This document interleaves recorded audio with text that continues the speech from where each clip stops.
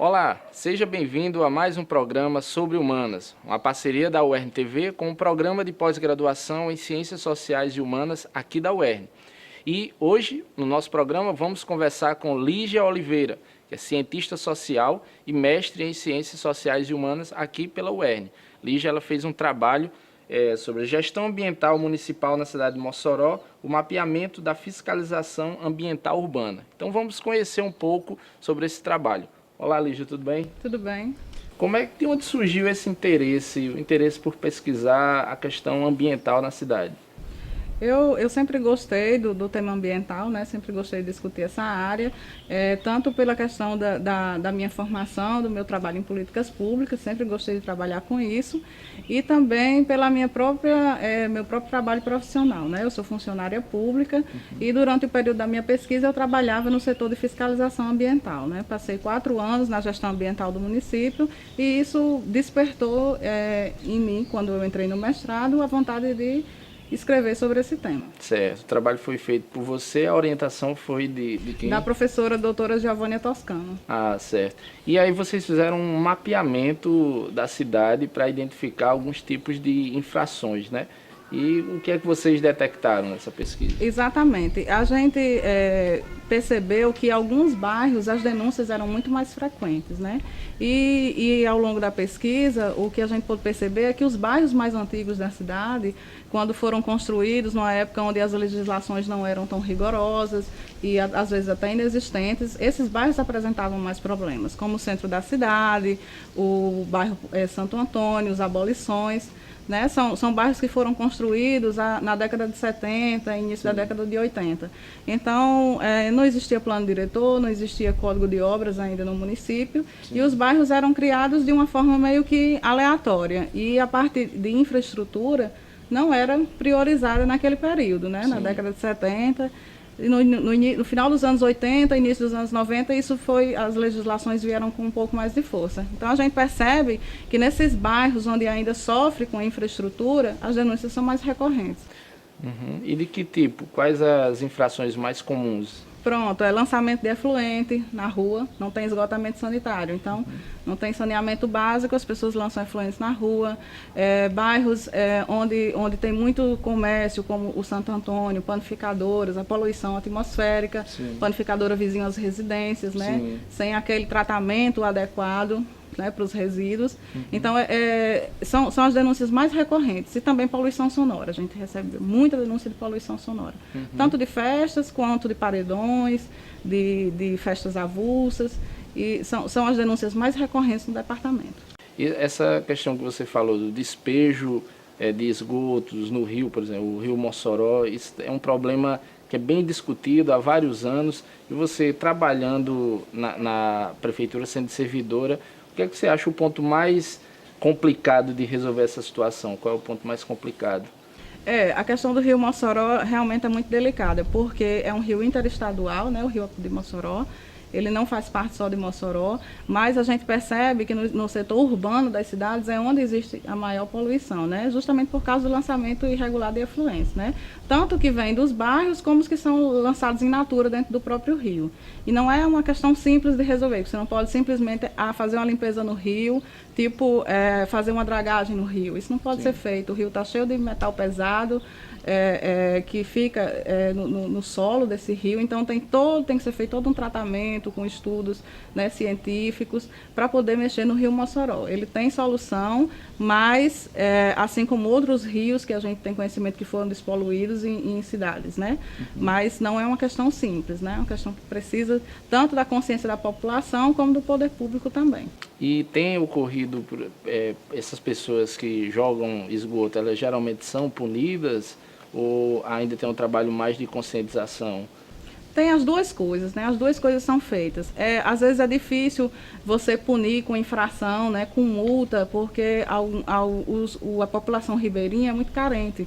Então, é muito mais uma questão de trabalhar a questão do esgotamento sanitário mesmo, porque na hora que você faz a ligação de esgoto para o local correto, né? Aquela população deixa de lançar o seu esgoto direto na rua, né? Que vai junto com as águas da chuva direto para o rio. Ou mesmo corre pelo curso natural.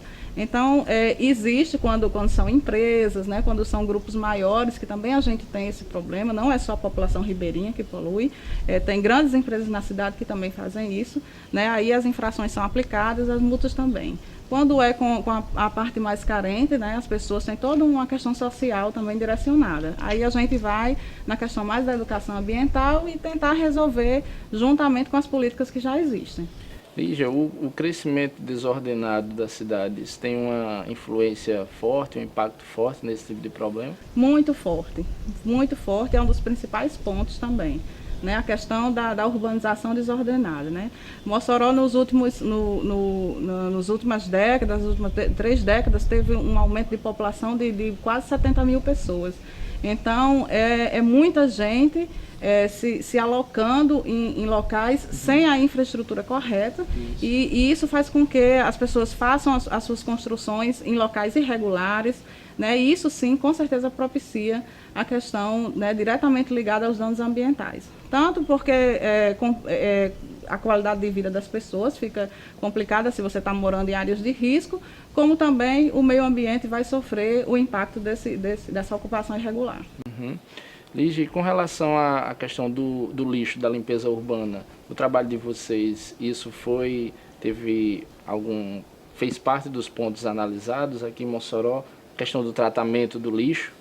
Sim, não diretamente, mas a questão das denúncias ligadas ao despejo irregular de resíduos, sim, isso foi apurado, principalmente resíduo da construção civil, né? A questão da coleta doméstica, ela até que ela pontualmente ela é regular, né? A gente não tem muitos problemas com isso. O pior é o descarte irregular de resíduo de construção civil, né? Que a gente ainda temos poucos locais na cidade que são licenciados para receber esse tipo de resíduo, e as pessoas acabam jogando ali na esquina, esperando que o carro da prefeitura passe para fazer a coleta. E isso não pode, isso não é permitido, né? Cada um é responsável pelo seu lixo. Então, existe toda uma legislação que, se você produz aquele lixo da reforma da sua casa, o resto de material de construção, ele precisa ser destinado a um local. Você precisa alocar um container daqueles de uma empresa licenciada. Mas, na maioria das vezes, isso não é feito, né? Muitas vezes até por falta de informação e de conhecimento da lei. Sei. E no trabalho, que tipo de metodologia vocês utilizaram para realizar essa pesquisa?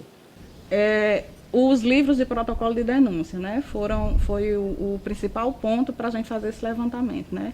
Diante dos protocolos que eram feitos na secretaria, a gente foi tentando distribuir essas denúncias nos bairros e nos tipos de denúncia. Né? Então, a gente viu que os bairros mais antigos, eles eram também os mais problemáticos, por uma questão de ocupação irregular, de falta de infraestrutura. Os bairros da década de 90 para cá, eles têm pouquíssimas denúncias, porque já foram feitos todos dentro de um padrão urbanístico, dentro da legislação vigente. Tem sido uma prática comum as pessoas denunciarem, ou você acha que ainda é uma cultura que as pessoas estão se acostumando? Eu diria que está crescendo a cada dia, né? As pessoas estão começando, eu não sei se por uma questão de consciência, ou se porque aquilo está incomodando, se o esgoto está passando na sua porta, você se incomoda, né?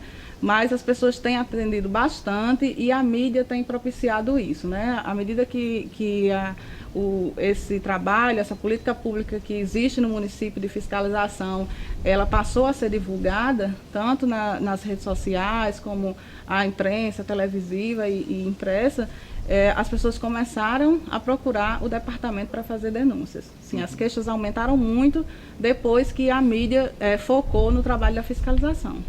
A gente percebia há alguns anos que existia uma pressão, inclusive do governo federal, para se acabar o lixão em cada cidade, né? Aqui em Mossoró a gente tinha um bem conhecido e aí foi extinto. E aí vem uma pergunta: os aterros, eles têm cumprido sua função adequadamente? Não sei se vocês analisaram na pesquisa, ou ainda tem alguns problemas? A gente analisou alguns pontos, né? A Política Nacional de Resíduos Sólidos a legislação fala que até 2014 todos os lixões eram para ter sido extintos no país. Né? Já era para existir aterros sanitários nos municípios, ou que fosse feito consórcios, né? No caso de pequenos municípios, né? Se juntarem e fazer um aterro para atender.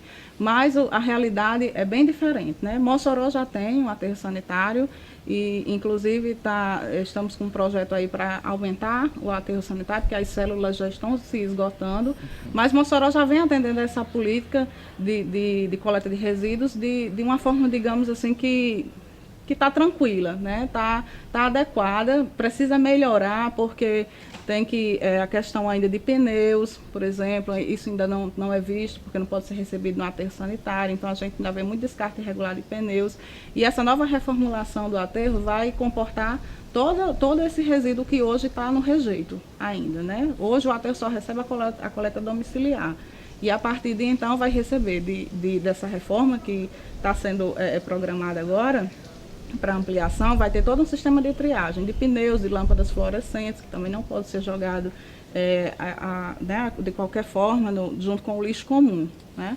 Então, eu diria que Mossoró está à frente de muitos municípios por já ter um aterro, mas precisa sim melhorar. E hoje o que é que acontece com esse tipo de resíduo que não vai para o aterro? No caso do resíduo hospitalar, ou esse que vocês falaram como lâmpadas e tal? O hospitalar ele tem um destino certo, né? O hospital ele tem a obrigação de dar destino a esse resíduo hospitalar. O município não tem a obrigação de se responsabilizar por isso. Então, ele é todo recolhido por uma empresa especializada e é incinerado fora do município. Em alguns locais pontuais na região do Nordeste, como Fortaleza, Salvador, tem um ponto de incineração desse tipo de material. Então, eles são coletados e enviados para lá. O município tem responsabilidade mesmo com o lixo doméstico e com o resíduo da construção civil, e de pneus e de fluorescentes, né? Que vai ser atendido agora com a reforma e ampliação do aterro.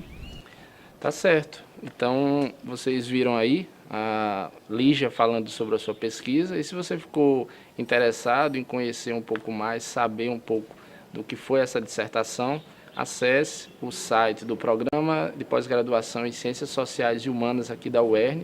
Lá você vai encontrar tanto a dissertação da Lígia como dos outros alunos do mestrado. Então, Lígia, muito obrigado pelo espaço, muito obrigado por ter vindo ao programa. Eu que agradeço, estamos à disposição. Então é isso, pessoal. Obrigado você que ficou acompanhando o programa sobre humanas, e fique ligado, tanto no nosso programa como em toda a programação da UERN TV, no canal 21 ou no nosso canal no YouTube. Então, um abraço e até mais.